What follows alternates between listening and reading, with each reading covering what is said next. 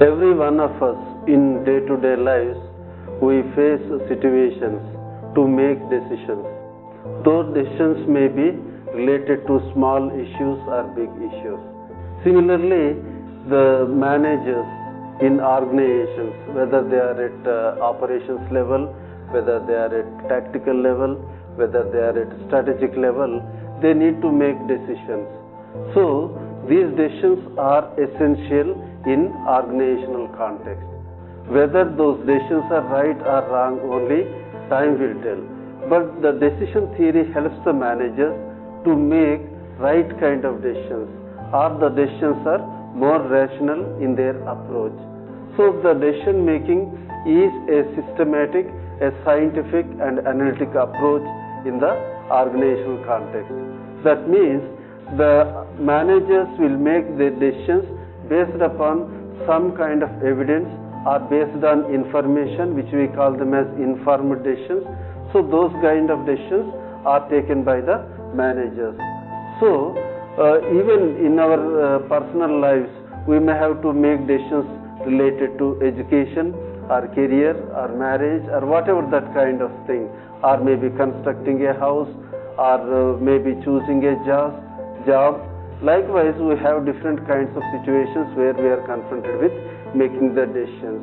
Similarly, managers may have to make decisions maybe related to investment, or maybe related to product development, maybe whether an organization has to go for expansion, or maybe for modernization, or maybe for refurbishing, or maybe to hire a research team for the purpose of marketing, or maybe in every context, whether they are HR managers, whether they are finance managers, whether they are production managers, whether they are maintenance managers, every manager is supposed to make decisions, and these decisions are essential to be made.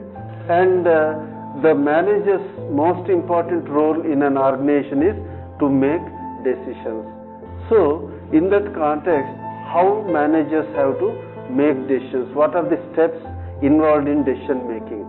So, decision theory has or suggests certain kinds of steps in decision making. The first thing is, first of all, we need to identify a problem, or there should be some kind of issue where the decision has to be made. Once a problem is identified, then we have to see what is that problem. We have to define that problem, because unless we are able to clearly define that problem, it becomes difficult for us to make a decision. So for that reason, we will identify the problem. Then after identifying the problem, we will exactly define. So what is the problem itself? Then what we are expecting by decision making, what are our objectives while we make decisions, that we try to see. And then we try to find out what are the various alternatives that are available in that particular situation. So all possible alternatives are listed out or found out, and so that decision making becomes easier.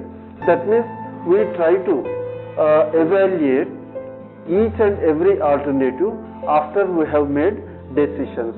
Then after evaluation of alternatives, whichever the alternative we feel is the best decision, then we try to choose that best alternative. Once the best alternative is chosen, but here when we say best, in the context of organization, we try to find out whichever serves the organization purpose much better. Usually it is in commercial terms. Maybe we are speaking in the context of commercial enterprise, but depending upon the type of the organization, that should serve the organization better in achieving its objectives. So after that is identified, then the decision has to be implemented.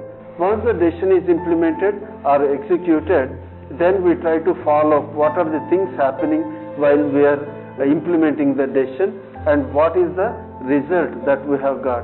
So we will follow up that decision. After decision making, we follow up that execution, and then we try to get the feedback out of that decision making. Then what are the issues that are related to decision making? What are the items or what are the things that are connected to decision making problems.